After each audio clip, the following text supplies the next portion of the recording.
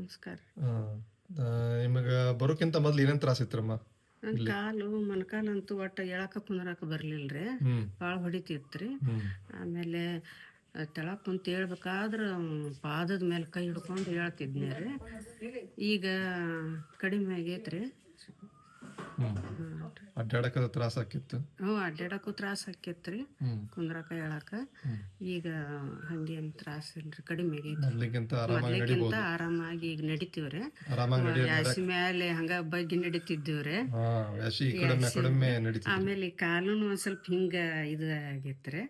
ಈಗ ಸೀದಾ ಬೆಲ್ಟ್ ಇದು ಹಾಕಿಂದ ಈಗ ಸೀದಾ ಎರಡು ಕೂಡ್ತಾವ್ರಿ, ಮೊಣಕಾಲ ಕೂಡ್ತೈತ್ರಿ.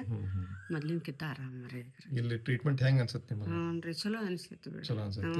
ಬೆಲ್ಟ್ ಟ್ರೀಟ್ಮೆಂಟ್, ಯೋಗ ಥೆರಪಿ ಚಲೋ ಅನ್ಸುತ್ತೆ. ಚಲೋ ಅನ್ಸೈತ್ರಿ. ಪಂಚಕರ್ಮ ಟ್ರೀಟ್ಮೆಂಟ್ ಚಲೋ ಅನ್ಸುತ್ತೆ.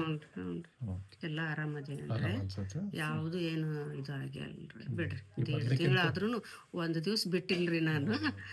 ಗ್ಯಾಪ್ ಮಾಡೇ ಇಲ್ರಿ. ಹ್ಞೂನ್ರಿ, ಗ್ಯಾಪ್ ಮಾಡೇ ಇಲ್ರಿ ನಾನು. ಮೊದಲು ಅಡ್ಡಾಡ್ಬೇಕಾದ್ರೆ ಭಾಳ ತ್ರಾಸ ಆಕೈತ್ರಿ. ಈಗ ಆರಾಮ ನಿಧಾನಾಗಿ ಅಡ್ಡಾಡ್ಬೋದು. ಹ್ಞೂನ್ರಿ, ಅಡ್ಯಾಡ್ತೇನ್ರಿ.